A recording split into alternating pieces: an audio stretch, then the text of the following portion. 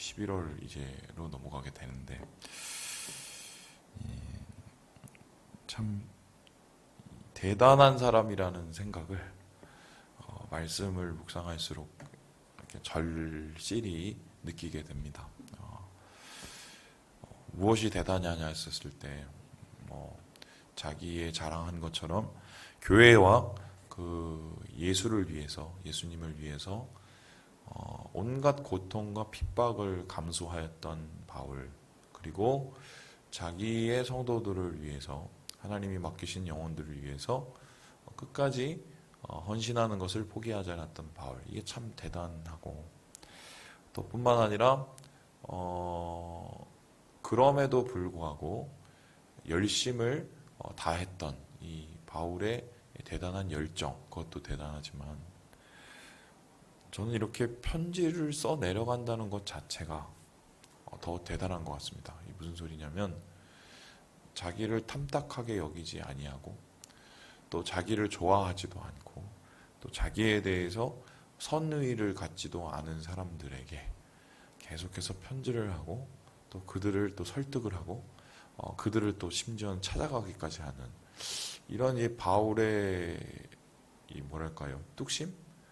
막 이런 모습이 참 대단한 것 같아요. 왜냐하면 제가 이제 목회를 해보니까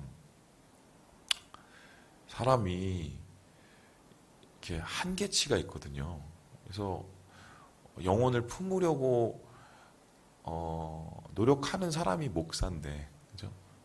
그 여러분 중에서도 저보다 더 뛰어나신 분도 있겠지만 특별히 저는 그렇게 그거 하라고 세운 사람이거든요. 말씀을 지키고 또 영혼을 지키라고, 섬기라고 하나님이 세우신 사람인데, 그러한 직업이면 직업이죠. 직업을 가진 사람인 저조차도 때로는 이제 그렇게 해야 되는데도 불구하고 그러지 못할 때가 있어요. 왜냐하면 제 안에 자존심이라는 게 있기 때문인데요. 여러분, 이 자존심이라는 게 무엇입니까? 존중하는 마음이잖아요. 존중하는 마음. 이 존중하는 마음은 누군가로부터 존중받고 싶은 마음이고, 그리고 자기가 자기 스스로를 존중하려는 마음이 이 자존심인데, 이 목회자에 의해서 목회자에게 자존심이라는 것은 참 평생을 걸쳐 싸워야 되는 가장 큰 적이 아닌가 싶어요. 왜냐하면 자존심을 내세우기 시작하면 때로는 영혼에 대한 마음이 다치기 시작하고, 또 반면에 자존심을 뭉개기 시작하면 또 자신에 대한 하나님의 사랑이 의심되기 시작하는데, 지금 이 바울 같은 경우는 그 자존심의 싸움, 영혼을 위한 긍휼을 포기하지 않을 뿐만 아니라 하나님의 사랑을 의심하지 않는 그 자존심의 싸움을 누구보다도 잘하고 있는 것 같습니다. 그래서 오늘 그 말씀이 이 자기의 자존심을 뛰어넘어 하나님의 신존심, 주님의 자존심으로 서게 되는 이 바울의 모습을 보게 되는데, 바로 오늘 그 바울의 자신을 뛰어넘은 하나님의 자존심을 가지고 사역하는 모습을 무엇을 통해 볼 수 있느냐? 바로 그럼에도 불구하고 고린도 교회를 다시 찾아가려는 이러한 노력에서 살펴볼 수 있겠습니다. 우리 함께 우리 14절의 말씀을 같이 한번 읽어보겠습니다. 14절입니다. 시작. 보라, 내가 이제 세 번째 너희에게 가기를 준비하였으나 너희에게 폐를 끼치지 아니하리라. 내가 구하는 것은 너희의 재물이 아니요 오직 너희니라. 어린아이가 부모를 위하여 재물을 저축하는 것이 아니요 부모가 어린아이를 위하여 하느니라. 지금 오늘 바울이 내가 너희를 세 번째 방문한다고 얘기를 합니다. 그렇다면 바울이 이전에 두 번을 왔다 갔다는 거예요. 한번 정리를 해볼까요? 첫 번째 고린도 교회를 방문했을 때, 그럴 때는 교회가 없었습니다.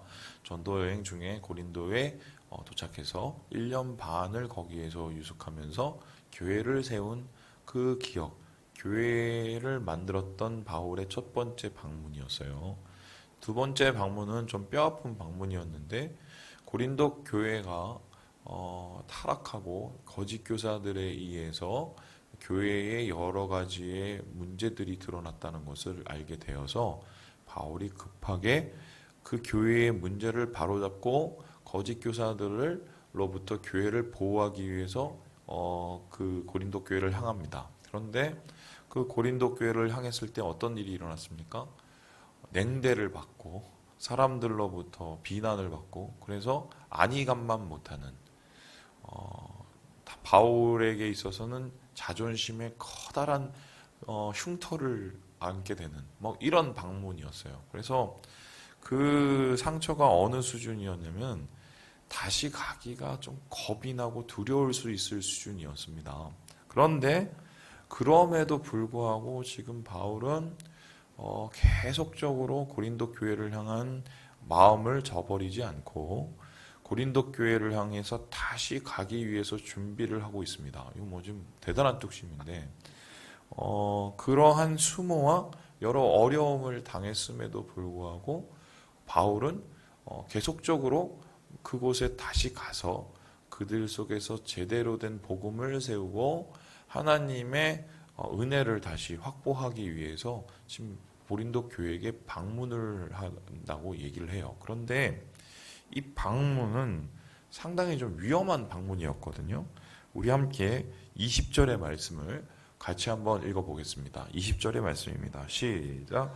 내가 갈 때에 너희를 내가 원하는 것과 같이 보지 못하고 또 내가 너희에게 너희가 원하지 않는 것과 같이 보일까 두려워하며 또 다툼과 시기와 분냄과 당짓는 것과 비방과 수군거림과 거만함과 혼란이 있을까 두려워하고 여기에 보니까 내가 원하는 것과 같이 보지 못하간다. 그리고 내가 너희에게 너희가 원하는 것 같이 보일 수 있다. 두려워한다. 이 뭔 말일까요? 이 앞을 보면은 좀 더 명확하게 되는데 바울이 그 사람들을 향해서 가는 이유는 그 사람들을 위해서예요. 교회를 세우기 위해서예요. 그런데 교회를 세우고 영혼을 세우기 위해서 가려는 이 목적인데 그러한 바울의 순수한 마음, 교회를 위한 마음, 교인을 사랑하는 그 마음을 인정하지 않고 그 모든 바울의 가는 행동을 무엇으로 해석을 하냐면 이걸로 해석을 합니다. 이걸로. 왜 오려고 그러냐? 돈 거두려고 오려고 그러는 거야. 그 돈 뭐 하려고 그러냐? 주머니에 챙기려고 지금 오는 거야. 돈 떨어져서 오는 거 아니야?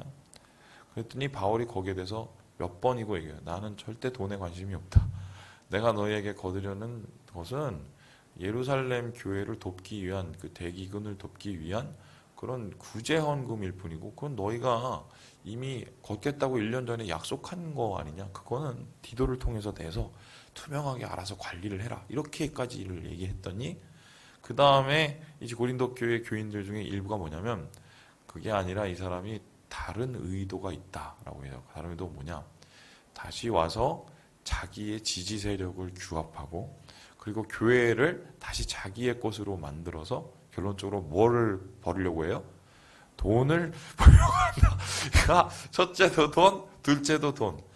그래서 바울의 모든 행동을 한마디로 돈과 결부시켜서 굉장히 값싼 행동처럼 이제 평가를 하게 되는 거죠. 여러분 이 정도면 얼굴 보고 싶겠어요? 예? 정말 선의로 하는 행동을 누군가에게 그렇게 베푼 행동을 저거 분명히 뭔가 이유가 있을 거야. 이러고 지금 얘기를 하는 거거든요. 그래서 이러한 바울의 행동에 대한 오해, 그 오해를 통해서 바울이 지금 뒤에서 보는 것처럼 다툼, 시기, 분냄, 당짓는 것, 비방, 수군거림, 거만, 혼란이 이미 당했고요. 그리고 다시 그런 혼란을 비난을 당할 수도 있다는 것을 알면서도 그것에 가려고 해요. 자, 그렇다면은 이미 한 번 크게 당했고 그리고 다시 가서도 당할 수 있는 그 상황 속에서 왜 바울은 그럼에도 불구하고 굳이 그곳을 가려고 했을까? 바울의 그 숨겨진 그 뚝심 안에 담겨 있는 그 마음이 무엇일까 했었을 때 오늘 여기서 두 가지의 단어를 우리가 발견하게 됩니다. 첫 번째 단어는 무엇이냐? 우리 함께 15절의 말씀을 같이 한번 읽어보겠습니다. 15절의 말씀입니다. 시작. 내가 너희 영혼을 위하여 크게 기뻐함으로 재물을 사용하고 또 내 자신까지도 내어주리니 너희를 더욱 사랑할수록 나는 사랑을 덜 받겠느냐. 첫 번째 우리가 발견하는 단어는 너무 뻔한 단어인데 뭐예요? 사랑이에요. 왜 알면서도 가고 당하고도 가냐? 사랑해서 합니다. 도대체 이 사랑이 뭐길래, 그죠?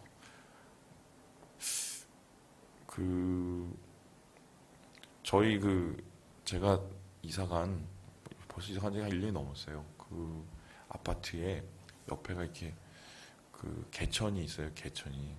개천이 평소에는 좋은데 이제 거기가 이제 그 근처에 쓰레기 태우는 데가 있어요. 소각장이. 그래갖고 걔네들이 저렇게 좀 이렇게 저녁쯤에 이렇게 쓰레기를 소각을 해요. 밤에 냄새가 나요. 이제 조금 심해요, 냄새가. 그래서 이제 저는 이제 밤에 걸을 때 이제 그 냄새를 맡으면 이제 바로 들어와요. 이게 좀 싫어서. 그런데 이 코로나 시대에 사람들에게 전염이 되는 이 전염병이 도는 시대에, 그리고 마스터 플러스 병원에서 그렇게 난리가 나서 50명이 넘는 이 시대에 뿐만 아니라 그렇게 쓰레기 소각장에서 악취가 나는 그 시간에 거기 붙어 앉아 있는 벤치에 붙어 앉아 있는 친구들이 있어요. 연인들이죠. 근데 거기 이제 그 의정부시에서 협찬을 해주셔서 연인들을 위해서 이제 이게 무슨 약간 그네 의자라 그러나요? 그런 걸 갖다 놨는데 제가 이렇게 개천을 걸으면서 거기에 연인들이 안 앉아 있는 것을 한 번도 안 본 적이 없어요. 계속 거기 연인들이 이거는 뭐 코로나가 10명이 됐든 100명이 됐든 뭐 냄새가 퍼지든 말든 무조건 거기에 앉아있어요. 무조건 거기에 앉아있어요. 예, 그걸 보면서 솔직히 되게 부럽습니다. 나도 우리 아내와 저런 적이 있었는데 막 이런 생각도 들고, 한편으로는 야 정말 대단하다, 한편으로는 좀 야 좀 그렇다 뭐 이런 생각이 있으면서 나빠 보이지는 않아요. 전 그런 게 모르겠어요. 하여튼 나빠 보이진 않는데 사랑의 힘이죠. 이제 그거를 우리가 무슨 뭐 정말 뭐 진정한 사랑이냐 이랬었을 때 뭐 풋내기 사랑일 수도 있고, 아니면 뭐 그냥 젊을 때 뭐 로맨스와 열정일 수도 있지만 계산하지 않지 않습니까? 이 사랑은 계산하지 않아요. 네. 계산을 하는 것은 이미 사랑이 아니에요. 네. 이게 무슨 뭐 제가 볼 때는 아마 눈이 와도 있을 거고요. 비가 와도 있을 거예요. 사랑은 계산하지 않습니다. 이 바울이 고린도전서 13장에 사랑에 대해서 얘기를 하죠. 오래 참고 뭐 사랑치 아니하고 뭐 숱한 말들을 뭐 온유하고 이런 얘기를 하지만 결론적으로 그 사랑에 대한 모든 표현을 한번 생각을 해보면 이거는 손해보는 일이거든요. 그런데 그 손해보는 일을 끝까지 견디고 이기고 참아내고 하게 되는 이유는 뭐냐면 바로 그 사람의 중심에 그 대상을 향한 도대체 계산치 못할 중요한 뜨거움이 흐르고 있기 때문이죠. 바로 그 뜨거운 마음 때문에 예수님께서 우리를 위해서 십자가에 못 박혀 죽으셨고, 그 마음 때문에 하나님께서는 자기의 독생자를 우리에게 보내신 것 아니겠습니까? 그래서 저는 이렇게 말하고 싶은데, 바울의 고린도 교인을 향한 이 사랑은 못 말리는 사랑이다. 못 말리는 사랑이다. 이런 마음을 정말 가져야 될 것 같아요. 예. 저부터 시작을 해서 진짜 예수의 사랑을 제대로 우리가 느끼고 알게 되면 조금이라도 예수님의 사랑을 닮아가기 때문에 못 말리는 사랑, 심지어는 비방을 해도 사랑할 수 있는 이 사랑을 하게 된다. 저는 언제쯤 이런 걸 할 수 있을까요? 근데 오늘 말씀 속에서 그러한 사랑 때문에 바로 고린도 교회를 찾아가서 그들을 인도하는 이 이야기를 우리가 같이 보게 됩니다. 두 번째 마지막으로 우리가 찾게 되는 바울이 그곳을 가는 이유는 무엇일까? 우리 함께 20절의 말씀을 19절의 말씀을 같이 한번 읽어보겠습니다. 19절 말씀입니다. 시작. 너희는 이때까지 우리가 자기 변명을 하는 줄로 생각하는구나. 우리는 그리스도 안에서 하나님 앞에 말하노라. 사랑하는 자들아, 이 모든 것은 너희의 덕을 세우기 위함이니라. 두 번째, 이 바울의 자존심 밑에 있는 사랑과 더불어서 있는 건 뭐냐면요, 덕이에요. 덕이라는 것은 무엇이냐? 그 덕으로 번역된 이 헬라어가 정확히 말하면 덕이 아닙니다. 이 선이에요, 선. 그러니까 쉽게 말하면 뭐냐면 그 사람이 잘 되는 모습을 보기 위해서예요. 바울이 이러한 숱한 비방과 비난과 또한 여러 가지 어려움에도 불구하고 이 고린도 교회를 그럼에도 불구하고 가려고 했던 이유는 그 사람들이 정말 잘 되는 걸 보기 위해서예요. 보통 사람들은 그렇게 얘기하죠. 사촌이 땅 사면 어떻게 해요? 배가 아파요. 네. 형제가 땅을 사면 어떻게 해요? 더 배가 아프나요? 뭔가 좀 줄 것 같으니까 좀 괜찮겠죠? 그렇죠? 근데 사촌이는 안 줄 것 같으니까 배가 아픈 건가요? 모르겠어요. 근데 바울은 그런 생각이 1도 없었어요. 심지어 내가 망하고 너희가 흥하더라도 난 너희가 잘 되는 모습을 정말 보고 싶다고 얘기를 해요. 도대체 이 마음이 뭘까? 너가 잘 되면 내가 잘 되는 것보다 더 좋다는 그 마음이 뭘까요? 이걸 아무리 설명을 하려고 해도 상식적으로는 설명할 수 없는 마음인데, 이 설명할 수 없는 마음은 우리는 알죠? 뭡니까? 이게 애비 마음이죠. 어머니 마음이고.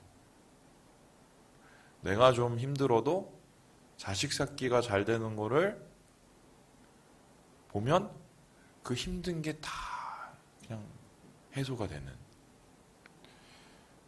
진정한 이 목자이자 진정한 영적인 아비로서의 그 마음이 이 바울 속에 있는 겁니다.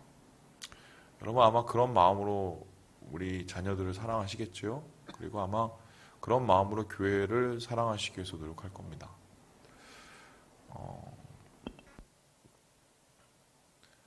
우리 하나님의 가장 좋은 호칭 중에 최고의 호칭은 아버지예요. 우리가 하나님을 아버지라고 부를 수 있는 것만큼 행복한 것은 없습니다. 아버지는 자녀가 정말 잘 되기를 바라요. 그 마음을 예수님이 가지셨고 그 마음을 바울 선생이 가지셨고 또한 하나님께서 동일하게 우리도 그 마음을 품고 진짜 세워야 될 자존심을 세우며 영혼을 향해서 포기하지 않는 마음을 갖기를 원하신다. 말씀을 마치려고 하는데 오늘 이 말씀 속에 뒤에 숨어 있는 보이지 않는 게 하나가 있어요. 여러분 그게 뭔지 아세요? 제가 옛날에는 잘 몰랐는데 지금은 조금 아는데 이렇게 말하기까지 얼마나 기도를 했을까요? 고통을 씹어내면서 옛날에 있는 그 아픈 기억을 씹어내면서 얼마나 기도를 했을까요? 그 영혼들을 위해서 그들이 잘 되기를 위해서 그들을 사랑함으로 하나님 앞에 드리는 그 기도 아마 그 기도를 충분히 했겠죠? 결론은 어떻게 됐냐? 미리 땡겨 말씀드리면 같고요. 다시 교회를 세워요. 네. 사랑하는 우리 형제 자매 여러분, 이 사랑과 이 아비의 마음에 우리 부모의 마음을 품으시고 우리 자녀들과 가족들과 또 맡기신 영혼들을 향해서 마음을 포기하지 마시고 끝까지 주님과 함께 사랑하는 우리 형제 자매들 되시길 주님의 이름으로 축원합니다.